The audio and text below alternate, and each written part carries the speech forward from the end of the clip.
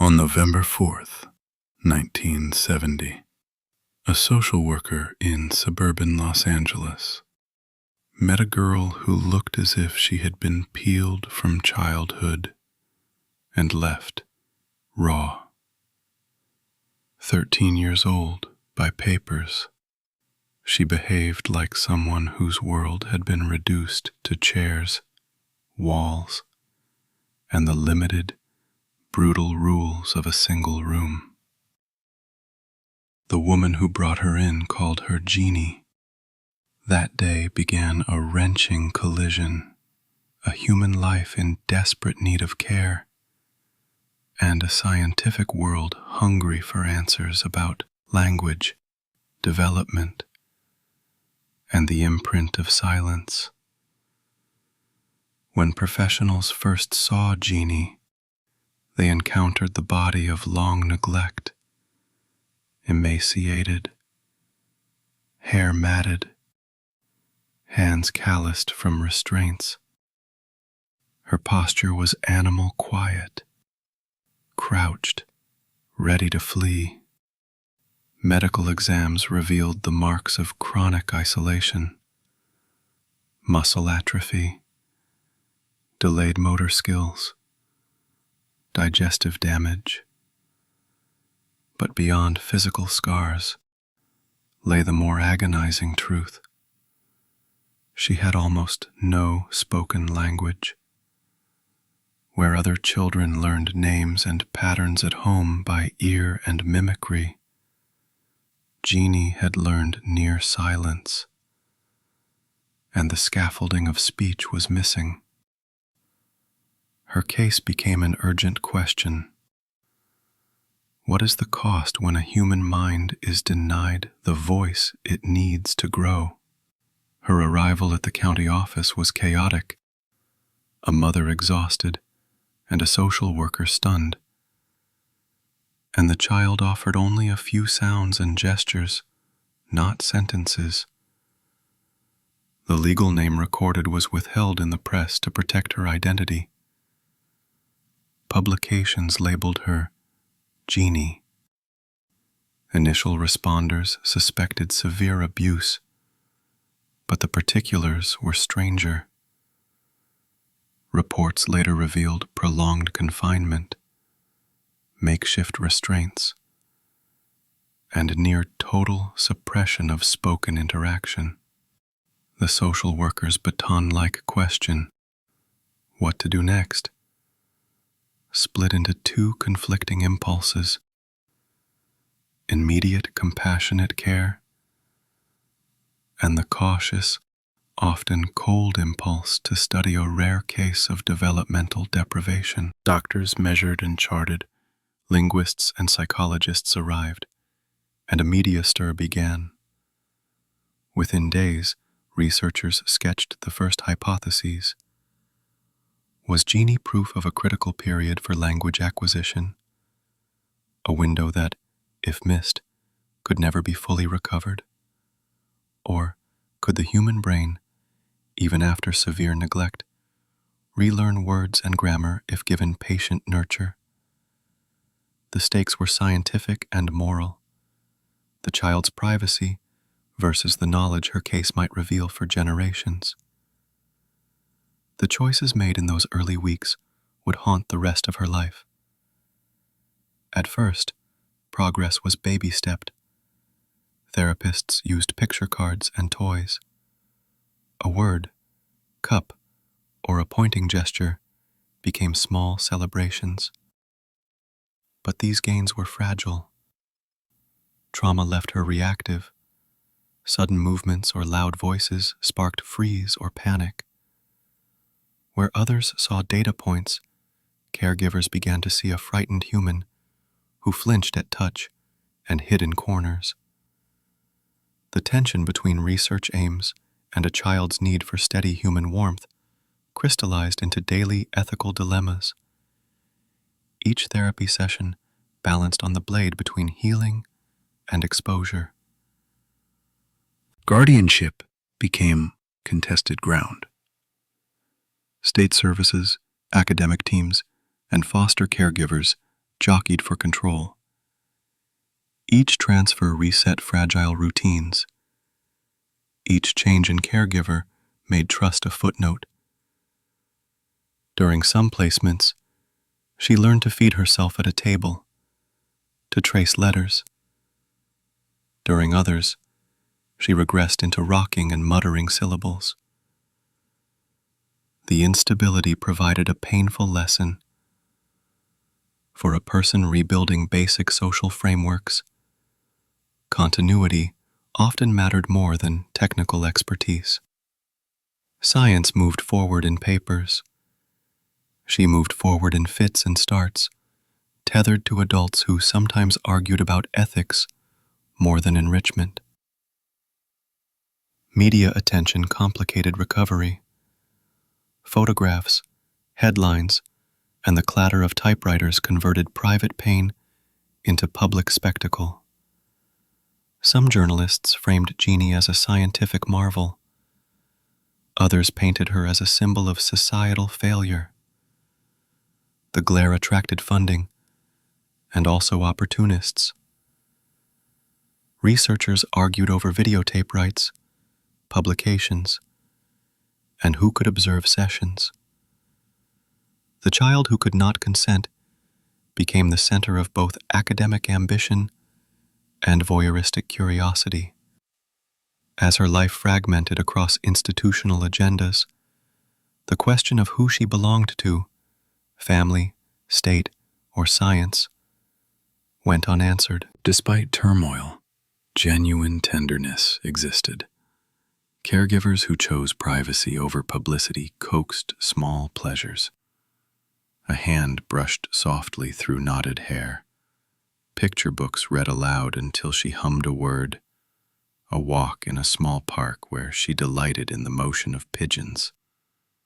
These ordinary acts, simple to others, were revolutionary for someone reintroduced to sensation and social rhythm. They were tests of whether everyday life, slow, patient, mundane, could stitch a new habit into a mind that had known only confinement. The scientific yield was mixed but meaningful. Linguists documented that she could learn a growing vocabulary, name objects, and obey simple commands. Yet grammar, the spontaneous weaving of syntax, remained elusive.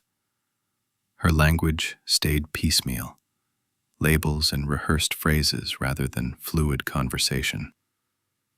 That outcome fed arguments on both sides. She proved the brain's resilience and also the limits of plasticity after prolonged deprivation.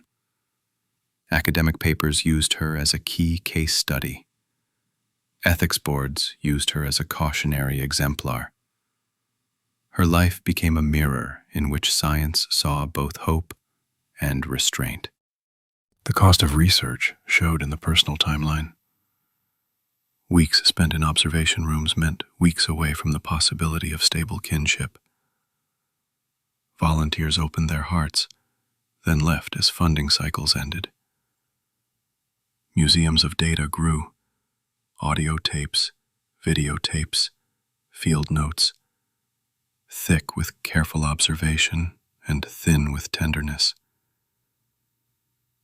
She seemed to oscillate between being the patient and the person, and when court battles over custody and publication rights came, the headlines again flared while she waited for simple consistency. A bed that remained her bed, a caregiver who would not change every month. At public hearings, experts argued whether enough was being done for her long-term welfare. Laws gradually adapted. Human subject protections tightened, and some institutions rethought ethnographic distance. The Genie case influenced policy, but policy could not rewrite days already lost. Meanwhile, the young woman's private recovery continued in small rituals, arranging crayons, humming under breath, tending a houseplant placed by a kind volunteer. Those tiny stabilizers mattered as much as any academic discovery for the life she was living. Foster placements varied in kindness and competence. One placement produced laughter at cartoons and a willingness to join other children in play. Another produced confusion, verbal scolding, and retreat. These contrasts revealed a blunt truth. Environments shape outcomes more than test protocols alone. Even the most well-designed experiments could not substitute for patient, kind, daily human presence. For Genie, the simple rhythm of caretaking, regular meals, predictable routines, and someone to tuck her in at night, proved more healing than any laboratory schedule. As she matured, some autonomy grew. She learned to tie shoelaces, to sort laundry, to respond with single sentences to basic questions. Music continued to unlock responsiveness. Melodies, clapping games, and nursery rhythms coaxed engagement where syntax could not. At times she greeted caretakers by name and communicated needs with gestures and single words. To clinicians, this was incremental evidence of neural learning. To caregivers, it was the luminous proof that a person remained inside the shell of trauma. Slowly, identity rebuilt, though it remained a quilt of patched memories and new routines. Long-term studies documented both gains and losses. Researchers who continued monitoring her into young adulthood found vocabulary growth, yet persistent gaps in spontaneous linguistic creativity. Psychologists documented attachment patterns that were ambivalent or avoidant. She sought closeness with suspicion and retreated when overwhelmed. These patterns were neither destiny nor absolution, but a mapped landscape, where recovery had advanced and where trauma still carved its lines. Her life became a nuanced case study in which human resilience and lifelong vulnerability coexisted. The ethics debates that swirled around her case produced long-term change. Institutional review boards and stricter consent requirements emerged in response. Reforms that now protect countless vulnerable people. Universities rewrote human subject protocols, and funders demanded welfare plans. These reforms owed their urgency to the messy lessons of Genie's life, that knowledge without compassion could become cruelty. Yet reforms were a delayed solace. They could never retrieve the childhood years that had been stolen. In quieter, private years, she found small loves, a garden corner to water, songs that made her hum, a cat's warm weight on a lap. These ordinary joys became anchors, simple pleasures knit into new habit. Caregivers treasured these glimpses because they showed a human heart that could still respond to tenderness. Those moments were not scientific data. They were human reclamation. For those who once observed her through cameras and clipboards, watching her feed birds or smile at a puppy offered the truest measure of progress. Yet the scars of being studied persisted. She sometimes objected to visitors, to being photographed, or to the return of researchers who wanted updates. The cyclical nature of attention and abandonment made privacy both a need and a defense.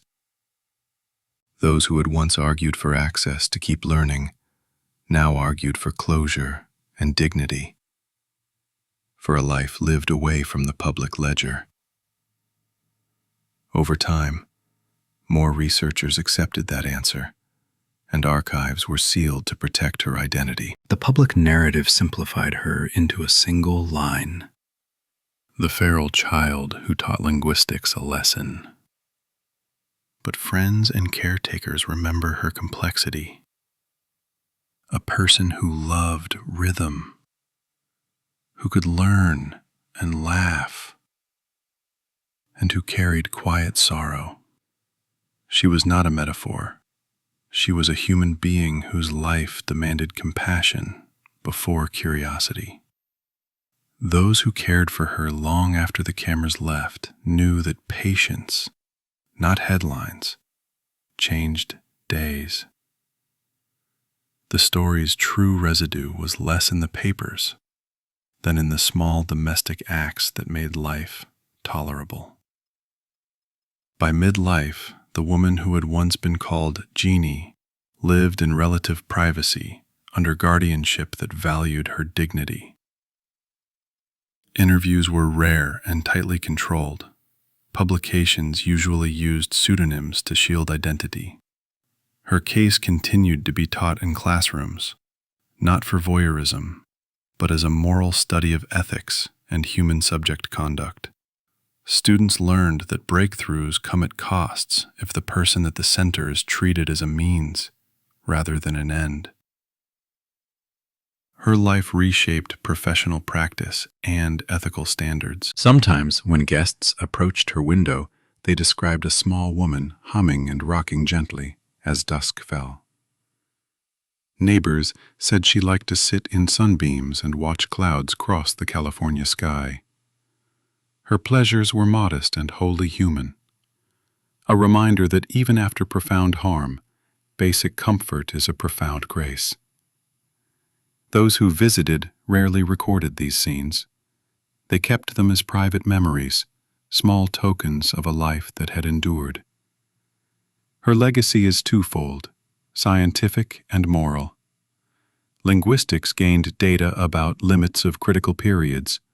Psychology gained insights into recovery. Ethics gained urgency. But perhaps the most lasting lesson is simple and human. People deserve being treated as people first. The woman once used to teach the world now asks only that her life be kept free from spectacle. In that modest request lies a final dignity, when the world owed her from the start. Genie's story is a hard mirror. It shows the beauty of resilience and the danger of curiosity unchecked. She taught science, but she also taught the world to listen, not to data, but to the person behind it. Her quiet years, protected from the spotlight she once endured, are the truest testament. Survival can be reclaimed in small, ordinary acts when compassion finally comes first. If this story moved you, subscribe for more real, respectfully told cases of human endurance and the lessons they leave us. Tell us below, what ethical boundary do you think should never be crossed in the name of research?